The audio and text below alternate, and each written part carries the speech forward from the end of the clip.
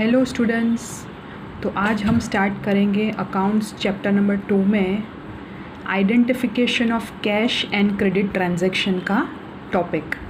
पहले हम देखेंगे कैश ट्रांजैक्शन मतलब किस तरह का ट्रांजैक्शन होता है। ठीक है, कोई ट्रांजैक्शन दिया गया है तो उसमें ये कैश ट्रांजैक्शन है वो हम किस बेसिस पे आइडेंटिफाई करेंगे।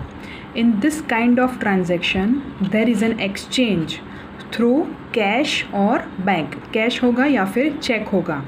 इन such transaction the word cash is mention. कुछ ट्रांजैक्शन में कैश वर्ड मैंशन होगा।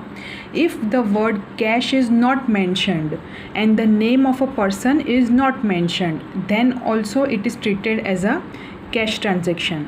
ठीक है, क्योंकि उसमें रुपीज़ दिए होंगे या फिर कुछ और हिंट दी होगी। जिस तरह से इलस्ट्रेशन नंबर 2 आएगा उसमें आपको पता चलेगा। इन दिस ट्रांजैक्शन बैंक और cash account is definitely affected and consequently bank और कैश आइदर इंक्रीजेस और डिक्रीजेस। इसमें जो डुअल इफेक्ट देनी है उसमें एक अकाउंट जो हिट होगा, जो डेबिट या क्रेडिट होगा वो बैंक या कैश होगा, क्योंकि आइदर कैश दिया गया है ट्रांजैक्शन में या फिर लिया गया है या फिर चेक। ठीक है, तो आइदर कैश या बैंक बढ़ेगा या फिर घटेगा। ठीक है, अब हम देखेंगे क्रेडिट ट्रांजैक्शन में कैसे आइडेंटिफाई करेंगे कि it is a credit transaction. In this kind of transaction no exchange through cash या बैंक। एक्सचेंज नहीं लिखा हो गया है। ऐसा बोला होगा कि आफ्टर 15 डेज पेमेंट करना है या अभी पेमेंट नहीं हुआ। There is an emergence of relation of debtor और क्रेडिटर का रिलेशनशिप अराइज होगा। पर्सन का नाम मेंशन होगा जो कि आगे कैश ट्रांजैक्शन में नहीं मेंशन था, क्योंकि डायरेक्टली कैश में सेल या परचेज होगा, उसमें नाम पर्सन का नेम लिखने की ज़रूरत नहीं होगी, क्योंकि वहाँ पे डेटर क्रेडिटर का रिलेशनशिप नहीं बनने वाला कैश ट्रांजैक्शन में। क्रेडिट ट्रांजैक्शन में पर्सन का नाम मेंशन होगा, द वर्ड कैश या बैंक मेंशन नहीं होगा। क्रेडिट ऐसा मेंशन हो सकता है, word credit. It definitely affects the account of a person. तो उसमें एक अकाउंट जो हिट होगा डुअल इफेक्ट में वो पर्सन का अकाउंट होगा, पर्सनल अकाउंट। यानी कि सपोज राधा को सेल किया तो राधा अकाउंट आइधर डेटर होगा या क्रेडिटर होगा। तो डेटर होगा तो डेबिट होगा और क्रेडिटर होगा तो क्रेडिट होगा। वो जैसे जैसे हम आगे बढ़ेंगे वैसे वैसे आपको क्लियर होगा। अब हम देखेंगे इलस्ट्रेशन, ये पर्टिकुलर एक्सप्लेनेशन के बेसिस पर। ठीक है, और उसमें लिखना है कि ये पर्टिकुलर ट्रांजैक्शन है वो कैश है या क्रेडिट ट्रांजैक्शन है और उसके रीज़न लिखने हैं। ठीक है, तो हम स्टार्ट करेंगे फर्स्ट वाले से। ठीक है, तो आप अपनी बुक और जब भी आपका अकाउंट्स का लेक्चर होगा आपसे तो आपको आपकी बुक और पेन साथ में रखनी है टेक्स्ट बुक के साथ। तो हम फर्स्ट वाला देखेंगे illustration 2। Describe whether the following transactions are cash और क्रेडिट और एक्सप्लेन द रीज़न। रीज़न भी लिखना है और ऐसे भी बताना है कि ये कैश ट्रांजैक्शन है या क्रेडिट ट्रांजैक्शन। तो फर्स्ट वाला क्या है, goods sold in cash for ₹500।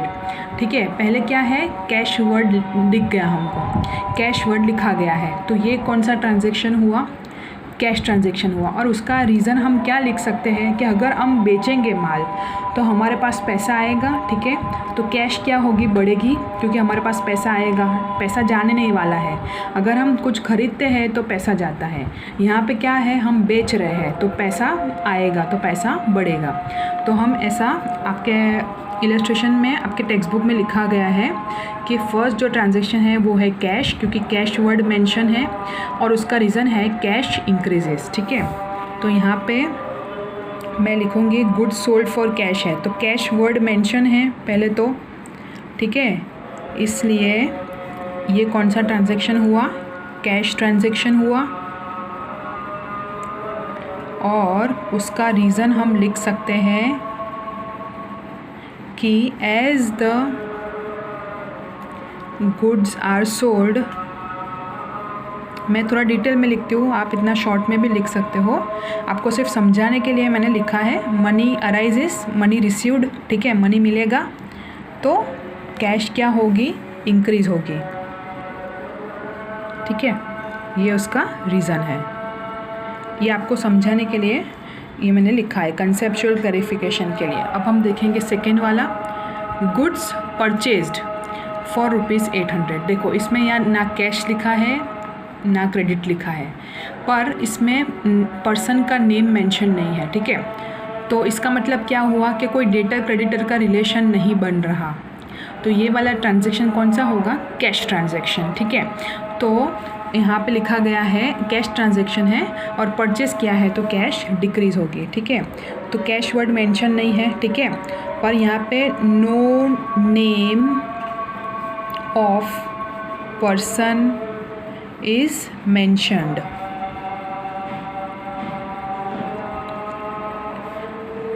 क्यों? Therefore it is a cash transaction. और क्योंकि परचेस किया है तो कैश क्या होगा?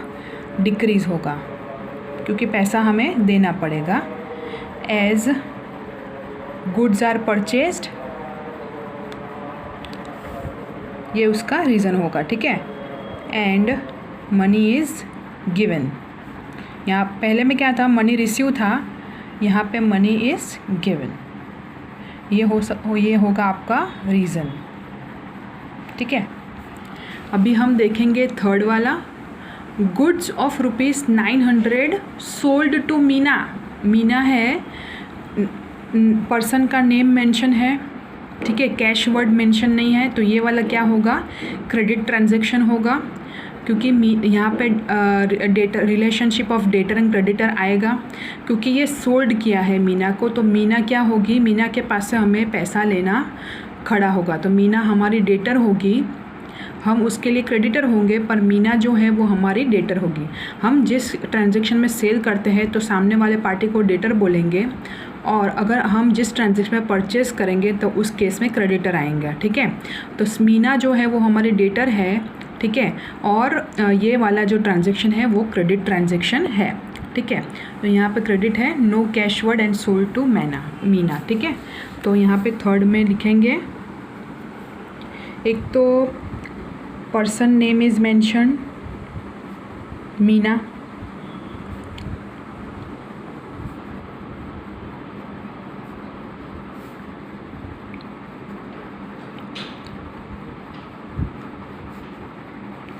so it is a credit transaction,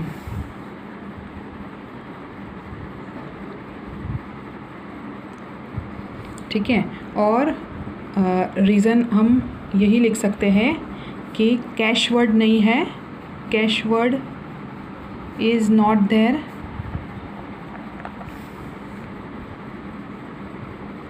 and person name is mention, ठीक है। अभी हम देखेंगे फोर्थ वाला, goods of ₹2000 sold to Newton for cash.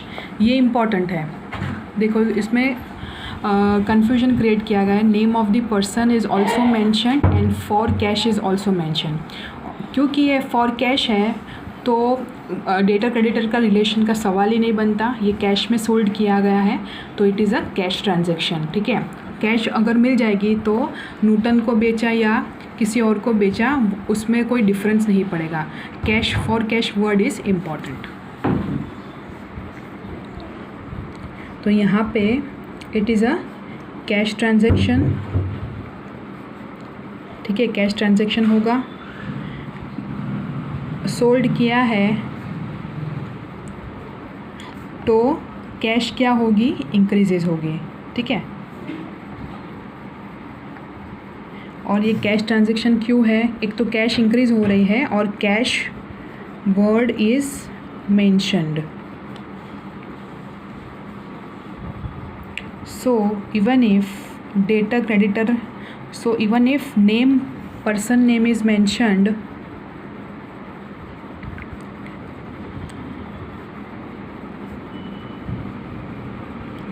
no data creditor relationship arises.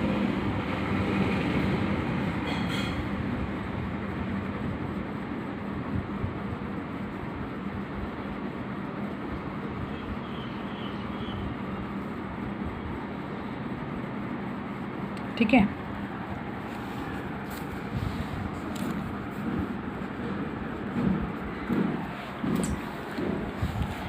अभी हम देखेंगे फिफ्थ वाला, सैलरी पे की है, पर्सन का नाम मेंशन नहीं है, इसलिए यहाँ पे डेटा क्रेडिटर रिलेशनशिप का सवाल नहीं होता। पेड किया है मतलब दिया है, तो कैश ट्रांजैक्शन हुआ, कैश पेड का, तो ये कैश ट्रांजैक्शन होगा और कैश क्या होगी, डिक्रीज होगी। तो कैश ट्रांजैक्शन उसका रीज़न होगा cash decreases as salary is paid. ठीक है, किसी का खर्चा हुआ तो उससे क्या हमारी कैश क्या बढ़ेगी, कैश क्या होगी, कम होगी। ठीक है, उसी तरह इंश्योरेंस प्रीमियम पेड, तो वो भी कैश ट्रांजैक्शन होगा, क्योंकि पे किया है तो कैश घटेगा। कैश ट्रांजैक्शन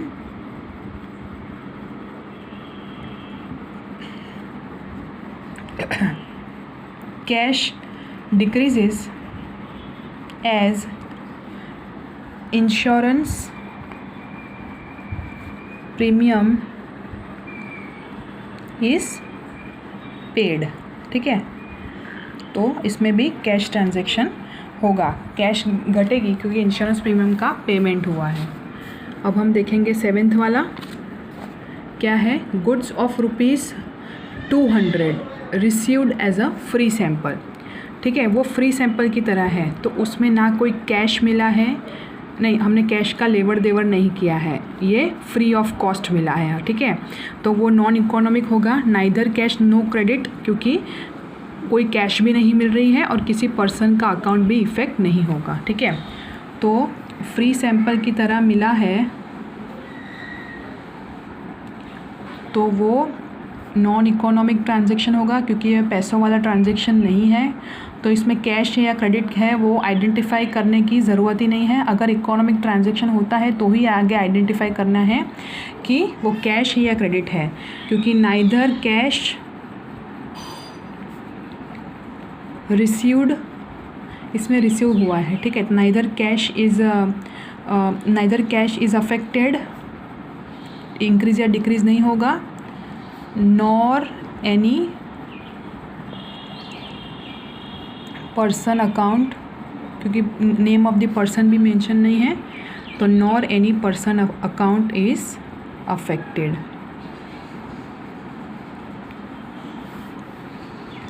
अब हम देखेंगे एथ वाला, furniture of ₹5,000 purchased from Shriji furniture, party का नेम मेंशन है, तो ये क्रेडिट ट्रांजैक्शन होगा, इसमें कैश वर्ड मेंशन नहीं है। ठीक है, तो ये वाला क्या होगा, क्रेडिट ट्रांजैक्शन, और कैश वर्ड मेंशन नहीं है, तो क्रेडिट ट्रांजैक्शन, क्योंकि name of the person is mentioned,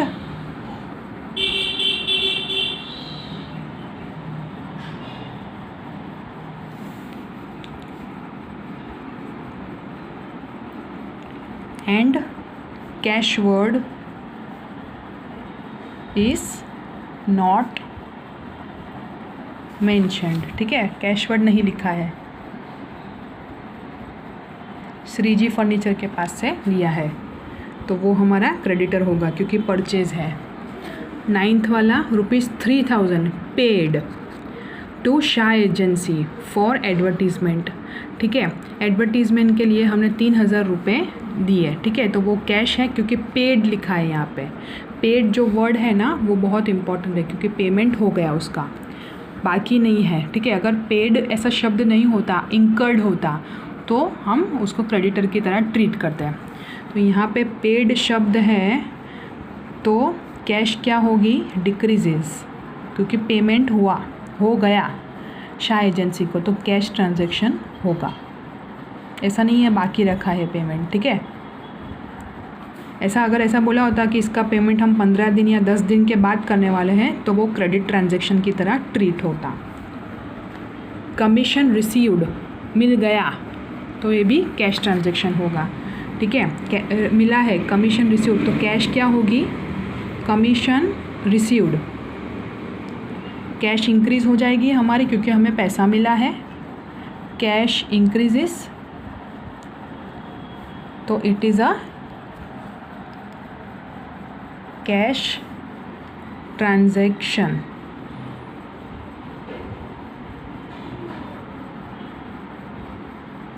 ठीक है, it is a cash transaction. 11th वाला देखेंगे, goods of ₹5,000 purchased for cash, payment is made by cheque, मतलब बैंक ट्रांजेक्शन। तो कैश ट्रांजेक्शन में बैंक ट्रांजेक्शन भी आएंगे, ठीक है, तो वो भी क्या होगा, कैश, क्योंकि हमारा कैश नहीं बढ़ेगी, बैंक का बैलेंस बढ़ेगा, बैंक का बैलेंस घटेगा क्योंकि पेमेंट किया गया है, ठीक है, पेमेंट चेक से हुआ है, तो कैश में बैंक भी इंक्लूड होगा। तो परचेज़ किया है और पेमेंट किस तरह से किया है, बैंक से, यानी कि चेक, पेमेंट बाय चेक, तो बैंक बैलेंस डिक्रीजेस, ठीक है, पेमेंट होगा तो हमारा अकाउंट में से डेबिट हो जाएगा, अकाउंट में से पैसा कम हो जाएगा, तो बैंक बैलेंस डिक्रीज हो जाएगा, और ये वाला कैश ट्रांजैक्शन है। आपको थोड़ा सिस्टमेटिक लिखना है, ये मैं सिर्फ समझाने के लिए आपको और डिटेल में लिख रही हूँ, ठीक है। 12th वाला है, गुड्स ऑफ ₹6,000 सोल्ड, मतलब पैसा मिलेगा, बेचा है, पेमेंट बैंक से मिला है, तो बैंक बैलेंस क्या होगा, इंक्रीज होगा, तो सोल्ड किया है, रिसीव्ड बाय चेक,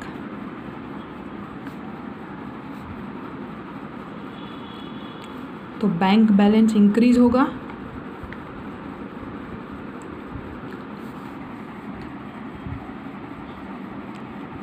तो कैश ट्रांजैक्शन होगा, ठीक है, क्योंकि कैश में बोथ आएंगे, कैश या बैंक।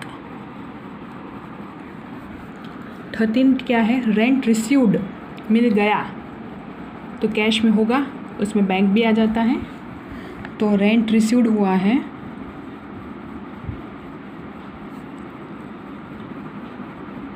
बाय चेक, तो बैंक बैलेंस इंक्रीज होगा क्योंकि मिला है पैसा,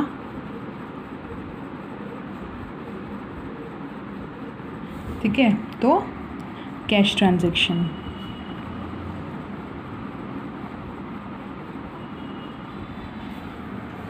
टेलीफोन बिल 700 रुपये का पे किया चेक से, तो बैंक बैलेंस घटेगा हमारा, ठीक है, तो telephone bill paid by cheque,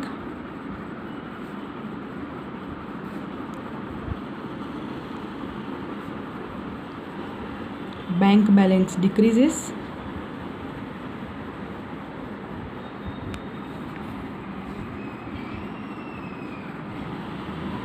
तो it is also a cash transaction.